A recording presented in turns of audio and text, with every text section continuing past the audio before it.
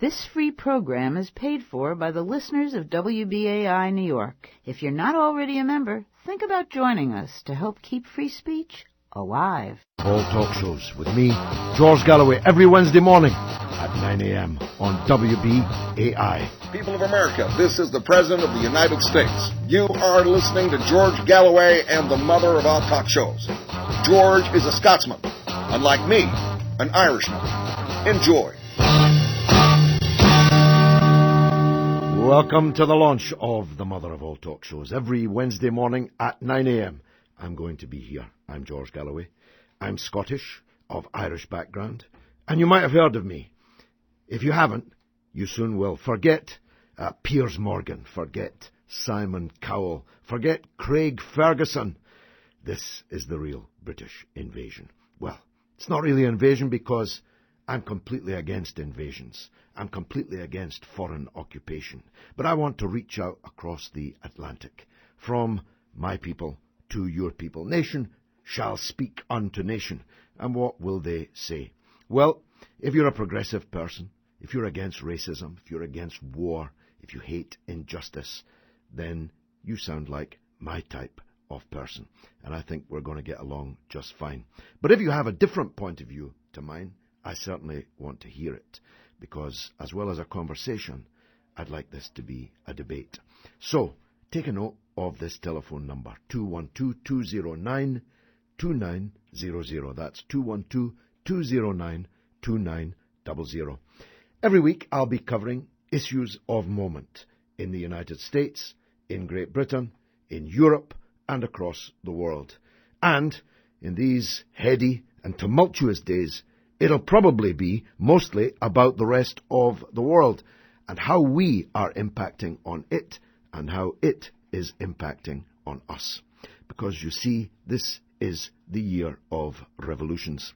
For more than 35 years, I've been deeply involved in the politics and culture and society of the Middle East, the Arab Middle East, and the broader Muslim world. For more than 35 years, Cassandra-like, I have claimed that our policies of injustice and double standards towards that region were sowing a terrible harvest that we would one day reap. I said that propping up tyrants, corrupt kings, and puppet presidents was a bad idea. I said that arming them and financing them and diplomatically and politically buttressing them in every way would one day come back to bite us. But the powerful largely didn't want to know. Well, they know now. We, as always, supported the tyrants until the last, sometimes even after they'd gotten on the aeroplane to fly with their ill-gotten gains into exile. One such was President Ben Ali, a policeman, a man who was a loyal servant to Western interests, as well as filling his own pockets with scores of millions of dollars for him and his crooked family. They've fled now into exile in Saudi Arabia from Tunisia, which was, of course, the first of the dominoes to fall, the first Arab revolution. In exile in Saudi Arabia, but being pursued for their ill-gotten gains by the new interim government in Tunisia and by the wrath of the people. Almost exactly a year ago, 14 months ago actually, I was deported from Egypt, declared persona non grata, told that I would never, they were very clear about that, never be allowed to come back to the country again. But guess what? On the 31st of this month, I'll be addressing the American University in Cairo, and the dictatorship that dubbed me persona non grata is now, well, in jail, at least under house arrest, and their assets of tens of billions of pounds have also been frozen by the very banks that were happy to bank it just a few short weeks ago. And over the last couple of days, following a visit by U.S. Secretary Gates, the unfreest country in the world, Saudi Arabia, has launched a massive military invasion of the tiny island state of Bahrain. Thousands of Saudi soldiers, a column of tanks and armoured personnel carriers has crossed the 16-kilometre causeway and occupied that island. Why? To keep the 231-year royal dictatorship in Bahrain afloat. Did you know that the Prime Minister of Bahrain has been the Prime Minister of Bahrain since 1961? That's before the Beatles, and they've been 40 years gone. But he's still there. Of course it helps that he's the uncle of the king. And the king and his family, as I say, have been there for 231 years. But it's unlikely they'll survive another one. It's going to be a big battle between the democracy fighters in the Arab world and the tyrants they're seeking to overthrow. It's incumbent upon us to come down solidly and completely on the side of democratic revolution. Otherwise we'll look like hypocrites, won't we? And we wouldn't want that. I've got 3 guests this morning. The first of them is Paul Mason, who is a very highly regarded BBC economics correspondent, who's on a speaking tour of the United States to launch his latest book. He is a prolific author, as well as being an economic commentator in Britain without peer. So we'll be talking to Paul Mason of the BBC, Newsnight, and other important BBC programmes very shortly. He'll be followed by a young woman MP from Iceland. Now, you maybe don't often hear from young women MPs from Iceland, but you're going to hear from her and you're going to remember her. Birgitta Jonsdottir is the young woman being pursued in the WikiLeaks affair by the US government, which has just persuaded a US court to seize and hand over to the US government her tweets, which must be very, very dangerous to preoccupy the US government so. Her tweets, her Facebook entries, her emails are all apparently vital to US national security, even though she's a parliamentarian in a friendly European country. Why so? Well, because she's on the board of WikiLeaks. That's why. That's WikiLeaks, whose revelations have played such an important part in this year of revolution in the Arab world. And of course, nowhere is that revolution being more brutally played out than in Libya. And we'll be talking in Manchester in England to Ali al-Shalmani, who's one of the bravest and wisest of the opponents of the brute Colonel Muammar Gaddafi. That's Muammar Gaddafi that we blackguarded and denounced and sanctioned and even bombed for many years, and then discovered he was an all-right sort of guy, as long as he let our companies in to milk the wealth of the people of Libya. And before this revolution in Libya started, we were actually training and arming his goons. The special forces in Britain were training Gaddafi's commandos. The police college in Britain was training Gaddafi's police officers. In fact, the British intelligence services were even training Gaddafi's intelligence services. Now, you might think British intelligence is the same kind of oxymoron as US intelligence, for all the ability to forecast the great events that have unfolded over the last 3 months is concerned. But Gaddafi was our man in Libya until just a few weeks ago. And now that we are turning against him and the Libyan revolutionaries are facing the heavy guns that we sold to Gaddafi, we'll be talking to Ali al-Shalmani, who is an exile in England, but who is close to the revolution and in touch with its headquarters in Benghazi. So all of that's coming up, but if you have any other points of view that you'd like to inject into the show this week or any Wednesday after 9 a.m. when I'm presenting the mother of all talk shows here, you need to ring 212-209-2900. That's 212-209-2900. This is George Galloway, This is the mother of all talk shows. This is WBAI 99.5 FM every Wednesday at 9 a.m. I've got Paul Mason, the economics guru of the BBC from London, on the line. Paul, you're in the United States. What are you doing here, my friend? I'm promoting my book. I'm speaking about my book, Live Working or Die Fighting, which has a new relevance, I think, to the global situation, because it's about the times in history when the working class went on the streets and achieved things. And suddenly, as we know in the United States with Wisconsin, it certainly went on the streets. How much it achieved, we don't yet know. Well, I think that's the point, isn't it? That these upheavals on the labour front in the United States may appear in the short term to have been defeated, but it may very well be that they have reawakened the sleeping giant of the working class of America, don't you think? It's complicated, George. I think that they have reawakened something bigger, because what they've reawakened is a combination of trade union activity with high levels of community support for that activity, and the involvement of young people who are not really organized or have any kind of labor affiliation or background. This is what we've seen in Wisconsin.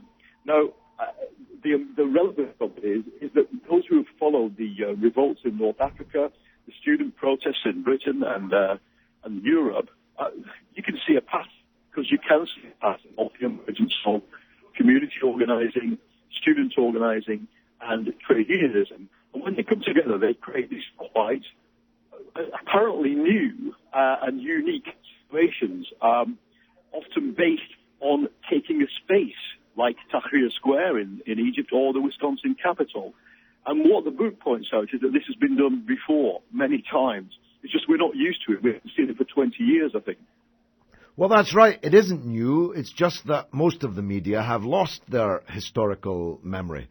Even in our lifetime, in 1968, starting in Paris, Rome, Berlin, everywhere in the United States, there was an upheaval of students and workers and community activists against war and against inequality and injustice.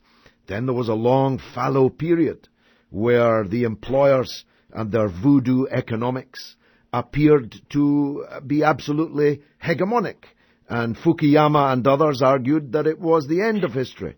But history's come back to life. And it's come back to life in a new way. I mean, we have seen 20 years in which the workforce has been encouraged to be individuals, to be atomized, to have weak ties to each other, and weak ties and weak loyalty to their own, even to their own company, their work for. That's what, as it were, the economics of neoliberalism encouraged us to be like. But now what we're seeing, and I think this is true from North Africa to Southern Europe through to the United States, we're seeing how such a workforce fights back. And this is why we suddenly see a lot of talk about social networking or the internet and Facebook and Twitter. What it is that people have been sitting in, as I said, nodes on a network. They're not part of a collective. They sit slightly individually off from each other. They're just using this new technology to reconnect to each other.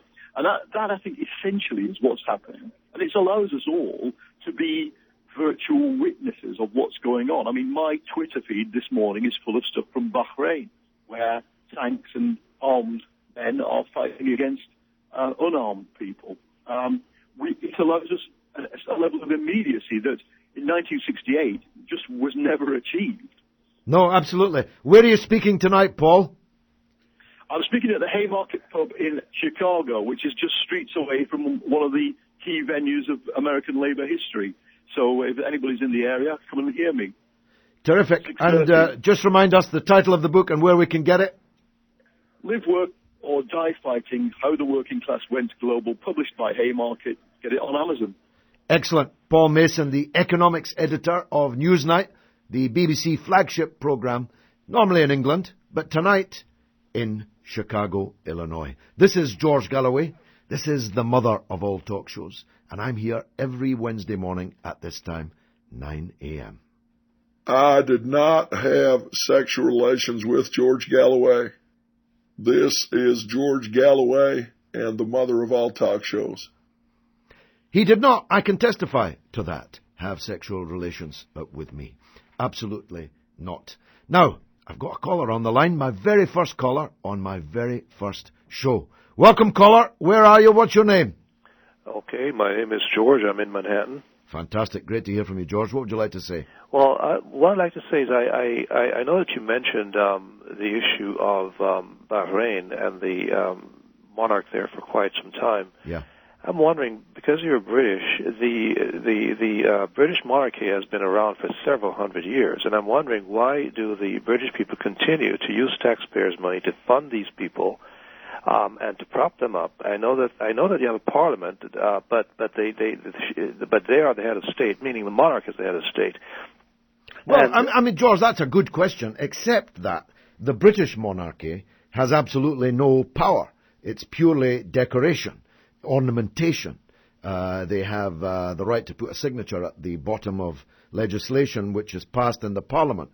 But it's all done at the sufferance of the Democratic Parliament, because we had a revolution in England in the mid-17th century, and the power, the absolute power of kings, was broken then by Oliver Cromwell and the new model army that he put on the field.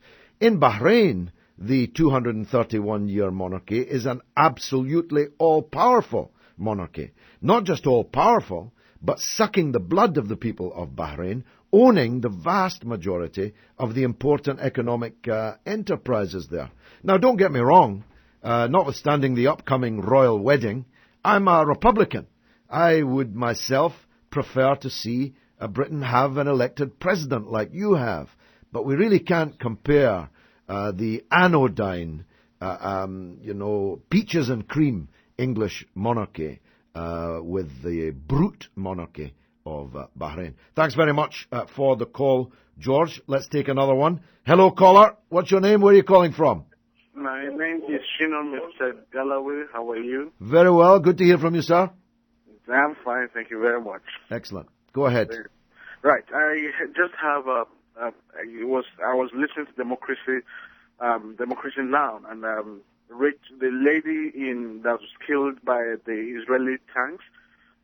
Rachel Corrie, yes. It was a bulldozer, actually. The bulldozer, I'm sorry. That's right. Yeah, Caterpillar bulldozer. Yeah. That's right. I understand today is, the eight years when she was killed. Yes. And I also know that you are very, very, very involved in the Palestinian revolution, at least, their freedom. Yes. I'd like to ask you, why does it seem as if nobody really understands the Israeli, the nation of Israel's situation with Palestine? What is the problem with the fact that one nation or two nations cannot live side by side with each other? Well, the problem is there isn't two nations living side by side with each other, and could never be, because Palestine existed and now doesn't exist. The Palestinians were either driven from their homes or fled their homes and have never been allowed to return, and are now in their millions as refugees around the world, except the 2.5 to 3 million of them who live under brute military occupation in the West Bank, or in illegally annexed East Jerusalem, or in besieged Gaza. So there's no prospect of two peoples living side by side as long as one of them is occupied, besieged, and dispersed around the world.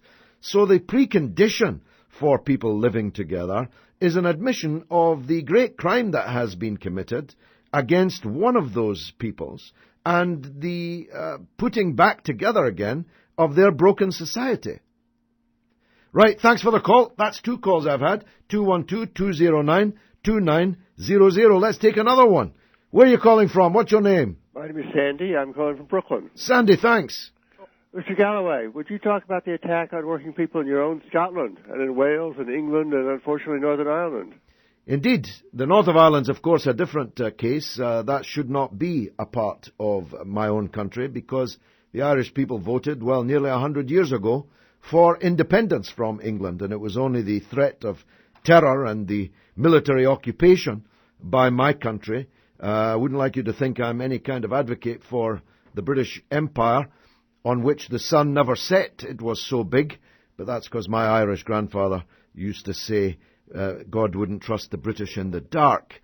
But the attack on working people in Britain is exactly the attack on the working people of the United States of America, making the ordinary people pay for the economic crisis which was not of their making. An economic crisis which was a actually easily predictable outcome of the finance capital model, which is known as the Anglo-American model, which relied upon astronomic levels of indebtedness, farcical, frantic irresponsibility on the part of banks and other hedge funds and other financial instrument owners. And when that all came tumbling down, the political systems in your country and mine decided that the ordinary working people who had never benefited from the boom years would now have to pay through the nose in the lean years that we're now passing through. But, as Paul Mason, the economics editor of the BBC, was just pointing out, people are not taking it lying down, at least not in my country. Tell me, Sandy, are they taking it lying down here in the tri-state area? No, they're not. People have been on the streets, people have been fighting back, and we are experiencing many of the same things. People's pensions are being taken away from them right as I speak. Teachers are facing layoffs. So we are going to have to learn a lesson from Wisconsin and get back on the streets. Well, I think Wisconsin's been very heartening, don't you? I mean, yes. It's easy to look on it as a defeat, but I actually think that the struggle around Wisconsin has not only pulsed around the world, but has reawakened, as I put it to Paul Mason, a sense of militancy on the part of American workers and a sense amongst American communities of what they have lost during the years of voodoo economics. Yes, that's right. Sandy, thanks for the call, my friend. You. Take care. 212-209-2900. That's the number to call, the mother of all talk shows. We got another caller on the line. Yes, caller. Who are you and where are you calling from? Good morning, George. This is Bertie from Staten Island. Bertie, very, very welcome. Staten Island. Do you know I've never been in Staten Island, but I've heard songs about it. I've seen movies about it. I must come over and pay it a visit. You really must. The ferry ride is free and it's beautiful. I'm told that, yeah. Bertie, what would you like to say? A couple of things, but one of them is, to me, the saddest thing is that it took the financial crisis to get Americans off their butts to do something about what's going on. We've been steadily losing our rights since 2000, pre-9/11. We've allowed these trade agreements to go on, which they complain about the Mexicans coming back to their homeland, which we illegally took from them during a war, and now we say that they're, illegal interlopers. Yes. Yeah, so it's taking, people's money to get them to stand up, whereas, we have been behind all of the regimes that have kept people down in every country. This is another empire, just like Britain. Indeed, our empire lasted longer than yours is going to have lasted, It was bigger. But it's exactly the same gig, isn't it? And it's organized crime. Empire is about going to other people's countries, occupying their lands and stealing their things. So that's the whole point of it. Yeah. Listen, it's great to talk to you. I'll see you in Staten Island one day, I hope. Now, on the line, from Iceland, is a young woman member of Parliament, Birgitta Jónsdóttir, who's been on my television show before, is a very impressive young woman, and is sufficiently dangerous that the US government is demanding access to her tweets. Birgitta, my God, what have you been tweeting that's got them so nervous? Nothing, as far as I'm concerned, and by the way, very happy to be on your show. Thanks. This is the first one, so it's historic. So the thing is, they're not asking for my tweets. They're asking for a lot of background information that should be private, such as my tweet messages, private messages, which I haven't used anyway, but it's a matter of principle. They want my IP number. They want to know where and when I was connected to the Internet. They want to know my emails and my credit card info and so forth. But it's actually the ruling of the judge last Friday that is of great concern, not for me, but all of us that use social media that is hosted in the United States. The judge basically said that none of us that use social media that is hosted in the United States have any right whatsoever to defend ourselves. Well, that's right. Only the Twitter or Facebook or Google can defend us. So whenever you sign the user agreement on these social media networks, you're fortifying your right to defend yourself. Now, let's be honest. It's not that they're that interested in who or not you have been dating or where you dined on your credit card. They're interested because of your connection to WikiLeaks. Tell us what that connection is and why that should worry the United States. Well, I did a lot of protests before the Iraqi war and organized protests. And I was deeply disappointed how everybody stopped protesting once the war started. So when I was shown the collateral murder, the video from the Apache helicopter killing innocent civilians in Iraq, I felt it was my moral duty to help with it, which I did. I helped and I co-produced the video, and I helped with, like a good activist, with a lot of different hats to make sure that it would get as much exposure as possible. And that video flew around the world and became one of the most shaming indictments of the British and American occupation of Iraq. Exactly. And it lent a voice to all these people that are on the ground in Iraq, the civilians that are trying to tell us how things are, and their voices are always discredited by the military establishment. So it is a critical and very extremely important video, and I encourage everybody that have not seen it to find it on YouTube and look at it, because this is happening every day in our names. Everyone that supported this war and the war in Afghanistan, this is the reality we have created for the civilians. And that put you eventually onto the board of WikiLeaks, am I right? Well, there is no such thing as the board of WikiLeaks. So it's a very small network of people that used to work as volunteers or staff for WikiLeaks. And yes, I happened to work closely with Julian Assange and Daniel Smith at the time to try to figure out ways how to strengthen its inner sort of workings and figure out ways to make sure that all the leaks will have as much exposure as possible. Not only leaks about America, but all the other different leaks from different countries that people used to be able to find on WikiLeaks.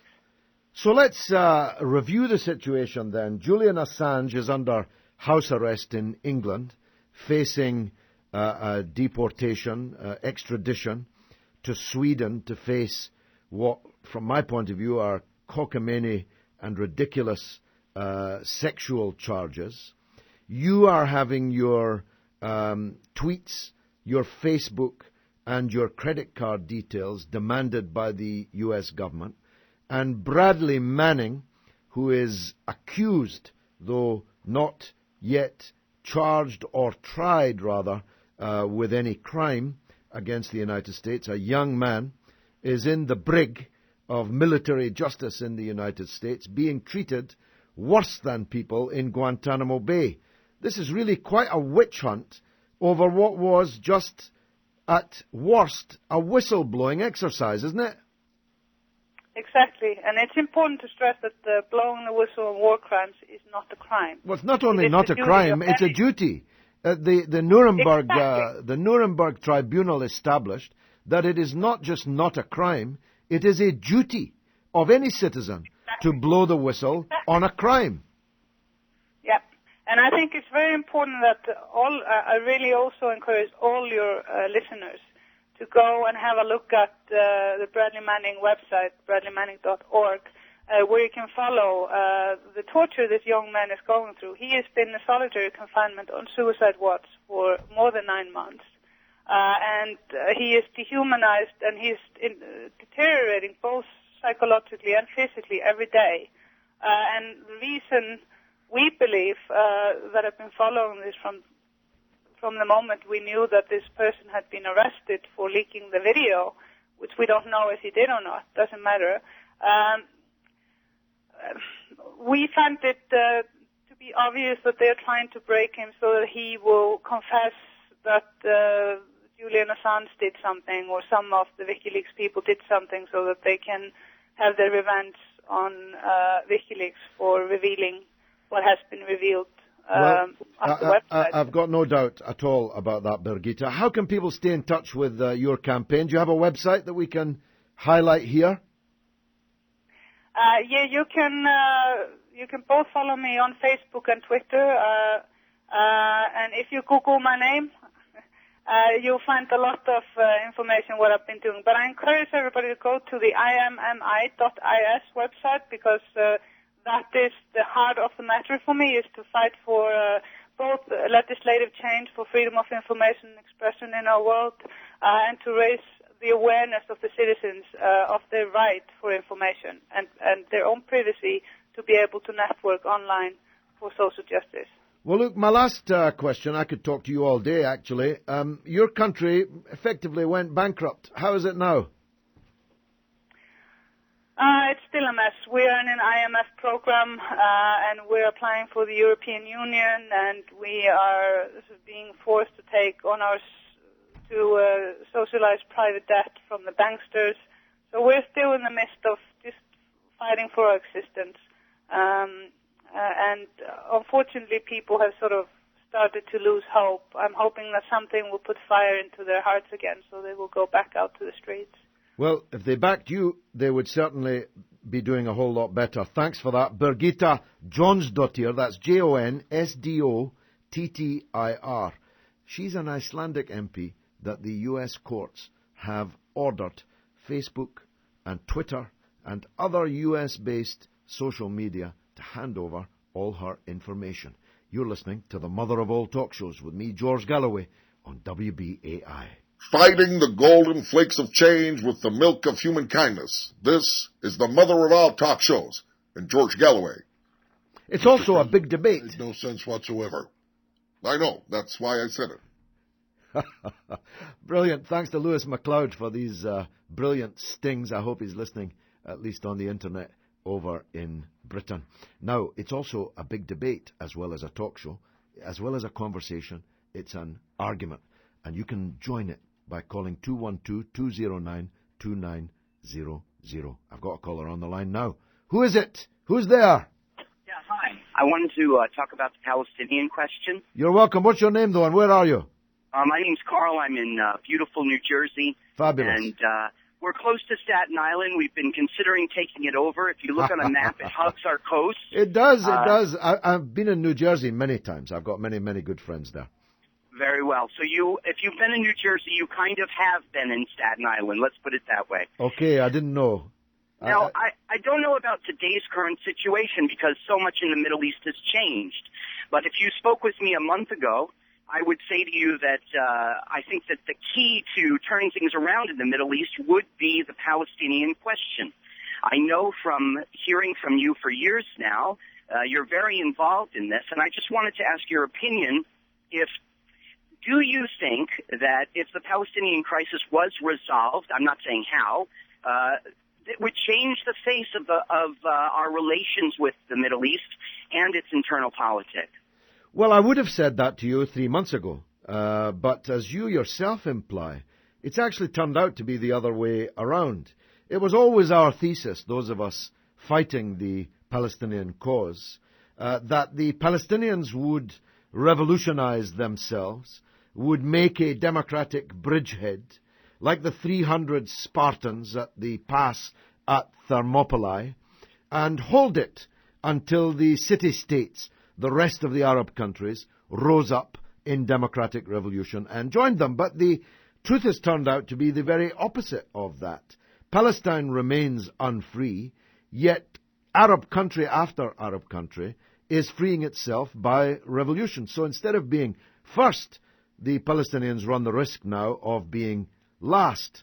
However, their victory is assured, I believe, by this democratic revolution in the Middle East because, for example, it will now be impossible for any siege of Gaza to be maintained because no democratic government in Egypt could dare, in front of its people, to whom it was then accountable, act as the jailer of 1.6 million Palestinian people besieged in Gaza for no other reason than to punish them for how they voted in a free and democratic election described by President Jimmy Carter as pristine, perfect, crystal clear, transparent.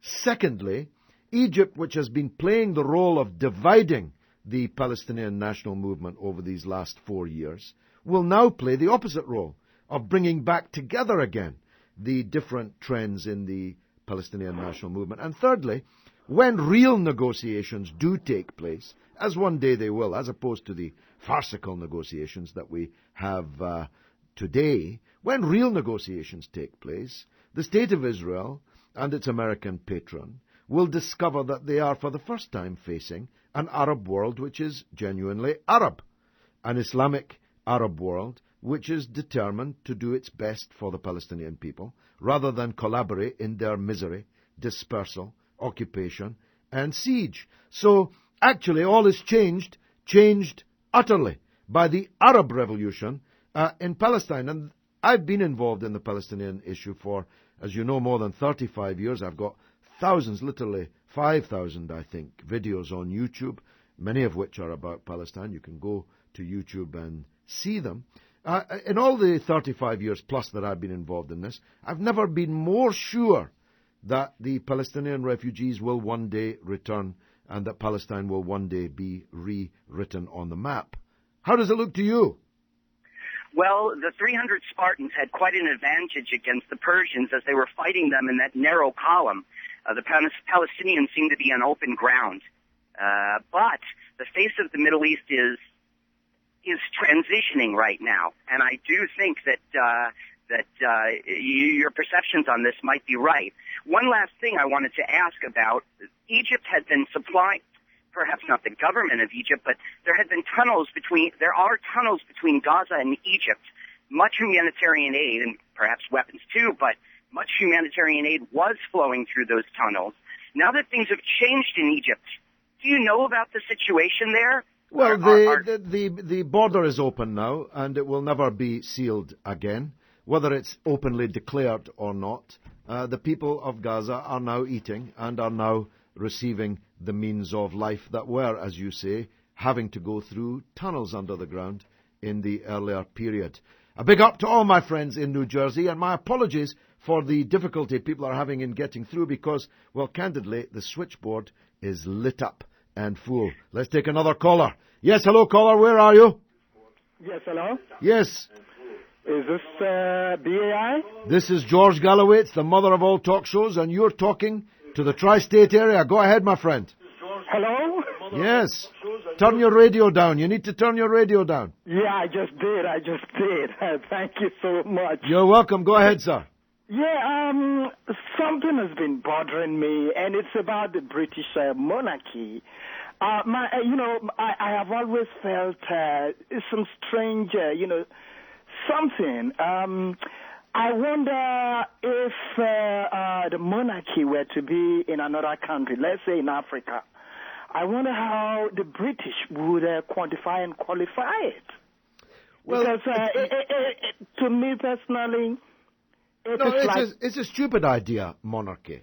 Right. I mean, it's absurd if you think about it, that you can become the head of state simply by the rules of primogeniture, that you can become the head of state because you were the first-born male to a family. Now, even if that family were full of Olympian grace and virtue, that would be stupid. But the House of Windsor in Britain are really a rather mundane, upper-middle-class family with very little culture or education or, frankly, intelligence. And yet they are destined to be the head of the British state in perpetuity. So it's a stupid idea. But they're not malign people. They're not bad people. Yeah, but the wealth, the enormous wealth that it carries, and the expenditure that it must have in order to maintain itself. Well, there's a lot of wealth, that's true. I'm not sure about the expenditure point, because if we had a president, there would be plenty of expenditure on that also. And believe it or not, there are quite a considerable number of people who actually like to come to Britain and visit royal palaces and all the rest of it. I mean, America so it may actually earn a bit. Celebrity culture. Yeah. Thanks very much for your call. Okay, thank you. It's 212-209-2900. Let's see if we've got another caller on the line, which I think we do. Yes, good morning. Who are you and where are you? Good morning. This is Sandra Aronson. I am in Manhattan. Fantastic. Great to hear from you. Welcome. I've been listening to you for years. You're never boring. Thank you so much. You have been saying we since the beginning of the show. Yeah. I'd like you to define that, and I'll listen off the air. I'm an American. I dissent fairly often. I'm an artist. But I do not refer to myself as we when talking about the government. I'll listen off the air. That's an absolutely fair point. Absolutely fair point. When I say we, I mean your country and mine. And when I say country, I mean our state and our governments and the people who own and control our societies and their actions. Of course, I don't mean the masses, either of Britain or the United States, in whom I have absolute confidence. In the fullness of time, I have absolutely no doubt that both of our countries will be worthy of the title democracy. But our two countries, our empire, followed by your empire, have left havoc and chaos and injustice and oppression all over the world. And my opposition to imperialism is the driving force in my political life, and always has been. Thanks very much, Manhattan. Let's take another call. 212-209-2900 to call the mother of all talk shows. Who's on the line now? Hello? Yes, my name is Chris, and I'm actually calling to congratulate you on your show and your introduction on racial equality. I'm here in Howard Beach, and I have police hate cameras on my property, and I'm actually going to a deposition as we speak right now to the courts in the Eastern District. And I want to say that you've been inspiring to me just to lead this, if you will, William Wallace type of defending my family's rights here. And I want to congratulate you again on this. Well, look, I really, really appreciate that. That's a very, very nice thing to say. And I hope that your date in court is not a troublesome one. Thanks for that. Not a great line, but a great call. By the way, I should tell you that I am the great-grandson of probably the only woman in the whole of the 19th century who emigrated from America to Scotland at a time when thousands were sailing, hundreds of thousands were sailing in the opposite direction. My great-great-grandmother sailed from New York to Dundee. And if you've ever seen Dundee, you'll realize what a perverse decision that was. Maybe she got on the wrong boat. But anyway, if she hadn't, I wouldn't be here right now. Or rather, I might be here right now as an American rather than as a visiting Brit. 212-209-2900, that's the number to call. Now, I told you we'd be talking about Libya, and how can it be otherwise? Because the brave revolutionaries of Libya are now really up against it as the killers of the Gaddafi dictatorship drive and murder their way to the east towards Benghazi. An old friend of mine from England is a Libyan. Ali al-Shalmani is in touch, hourly I expect, with the revolution's headquarters in Benghazi, and he's on the line now to give us the latest state of affairs. Ali, welcome to the show, my friend. Hello, George. Welcome, everybody. Great to talk to you, but sad circumstances. Just tell us exactly what is the state of affairs at the battlefront now.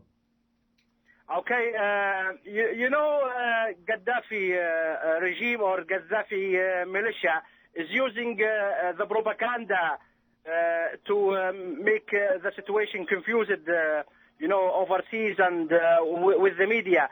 But the revolutionary controlling Jdabia, and still for a break, it's not clear that Gaddafi militia is controlling. It's part of Brega is still under the control of the revolutionary movement. The rebellions.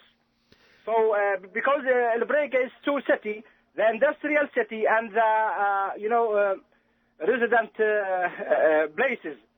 The resident places is no resident now, and the industrial area is now fighting between the rebels and Gaddafi's militia. It's not completely controlled.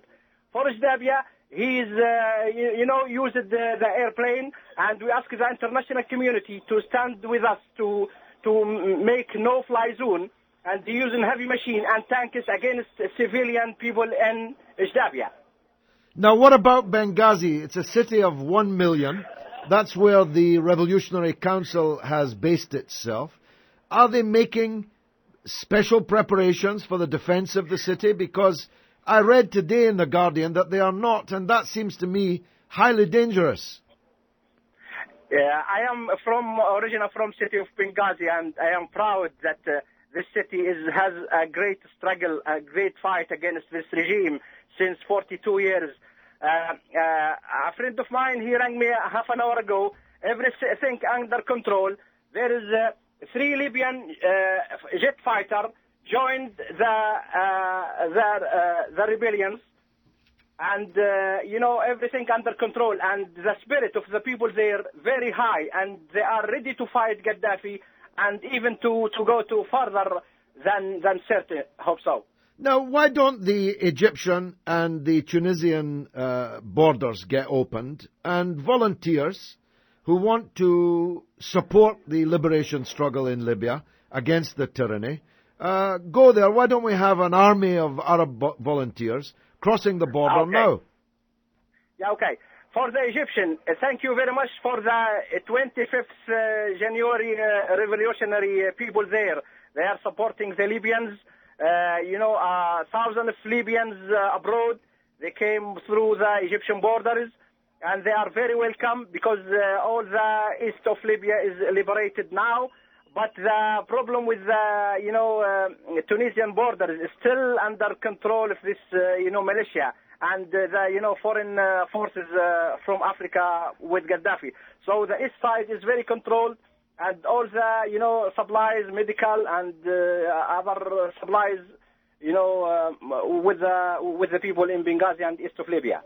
Ali, thanks very much indeed. We will, of course, continue to feature the battle to the death in Libya in the Arab Revolution. Thank you, George. And do you remember, George, 2008 when we sit for press conference and you said...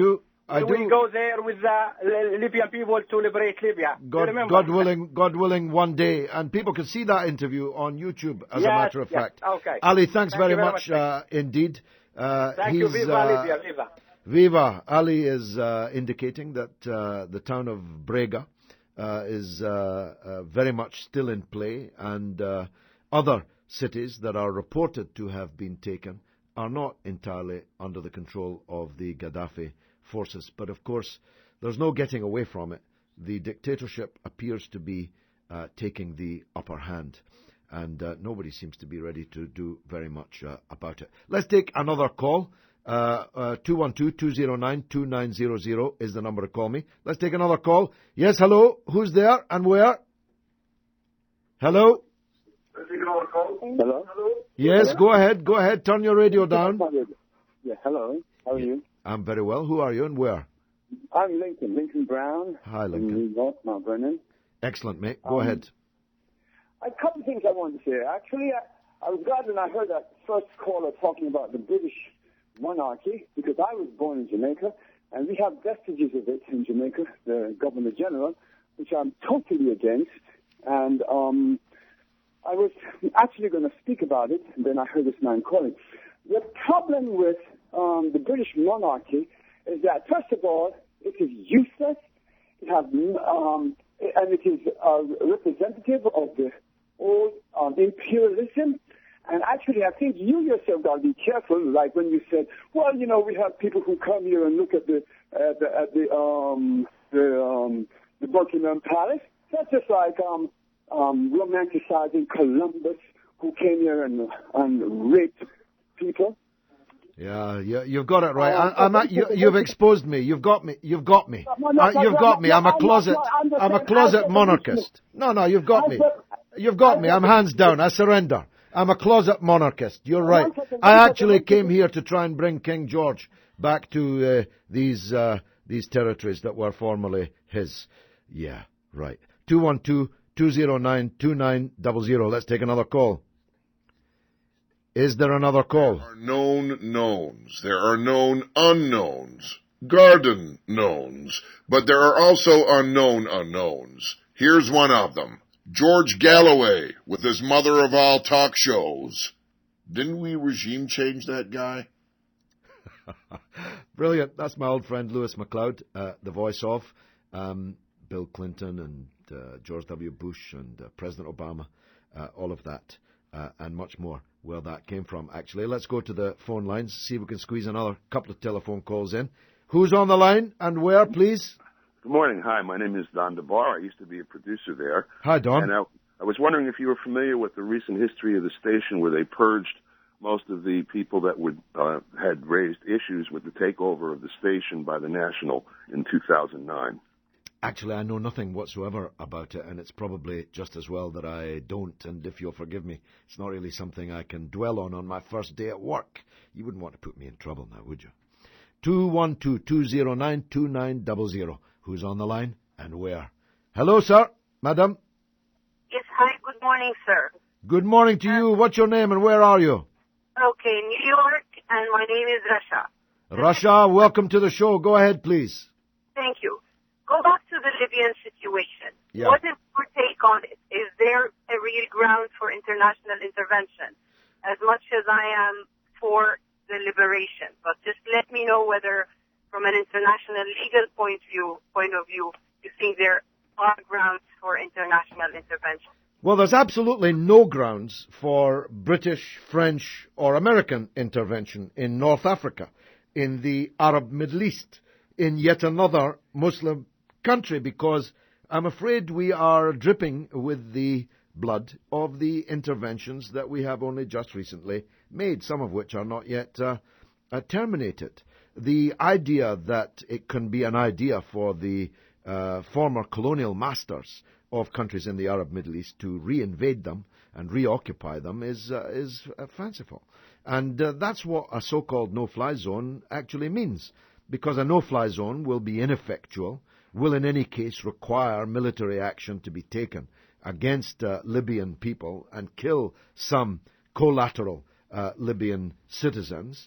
And the main point is that it will not work. It will not actually do any good. The second point is that the Arabs have every right to intervene, and I believe that they should. And if there were any Arab democracies, which there currently as yet are not, they would be the people to do it. The Nyerere and the Tanzanians invaded Uganda to get rid of the tyrant Idi Amin because his policies were totally destructive to the people of Tanzania. The people of Vietnam had every right to invade Cambodia under Pol Pot because the genocidal policies of Pol Pot were extremely damaging to the people of Vietnam. These were legitimate interventions. I'm afraid the British and Americans and the French have no legitimate grounds for invading Libya. Well, it's been marvellous for me. I hope it was for you. If it was, join me again next Wednesday morning at 9 a.m. for the mother of all talk shows. It's been fantastic. I won't always be in New York. I'll sometimes be doing it from London. But I'm going to try and get to New York as often as I can, because, hey, what's not to love? And it is the city of my great-grandmother, after all. And I'm making some good friends here at WBAI. So if you've liked the show, then let your neighbours and your friends know. And make sure we double our audience next Wednesday. There's a task for you. Every person listening to this, get me one extra listener next Wednesday. If you do, we'll soon be breaking all records. And we might even be breaking out further. into the country. A bridgehead for liberation and redemption. These songs of freedom emancipate yourselves from mental slavery. None but ourselves can free our minds. Have no fear for atomic energy, 'cause none of them can stop the time. How long shall they kill our prophets while we stand aside and look? Some say it's just a part of it, but we've got to fulfill the book. Joy of resistance.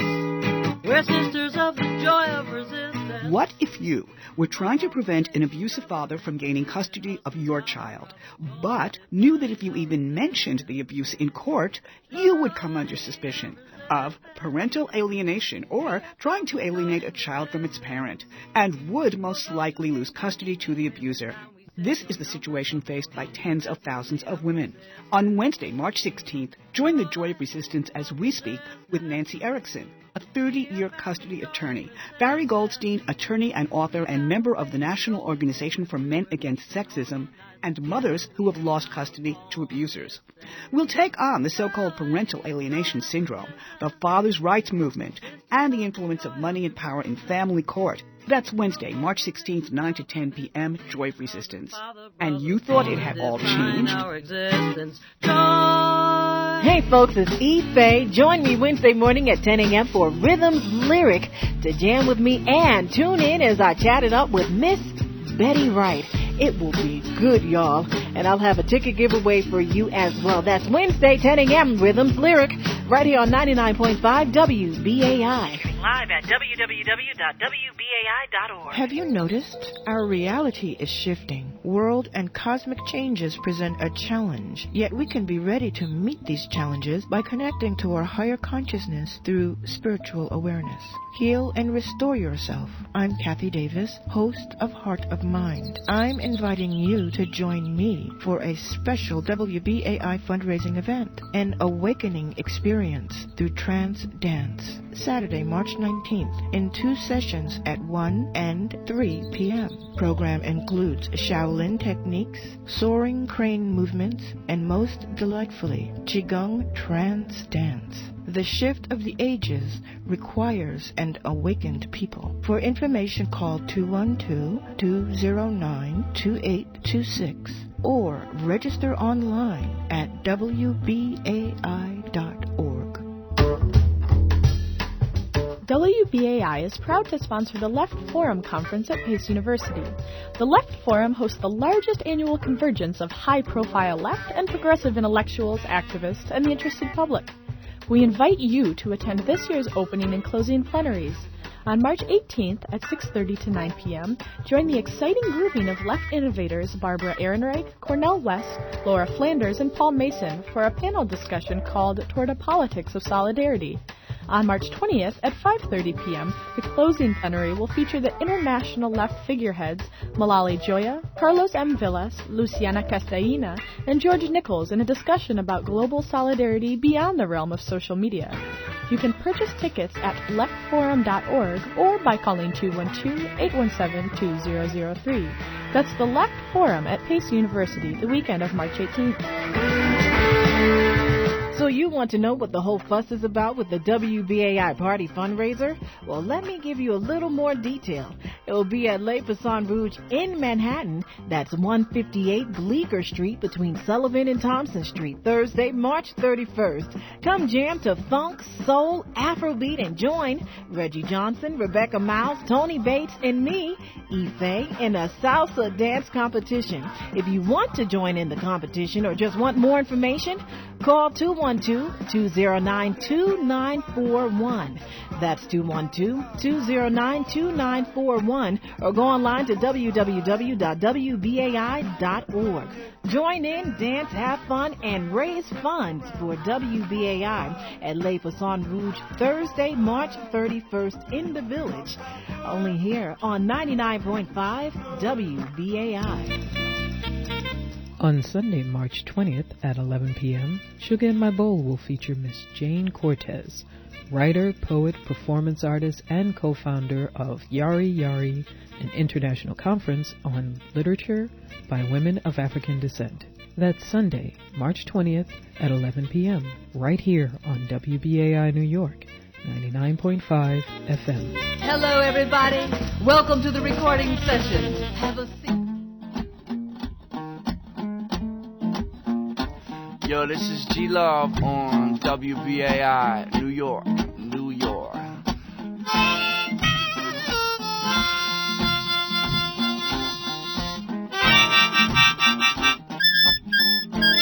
Please remember that this program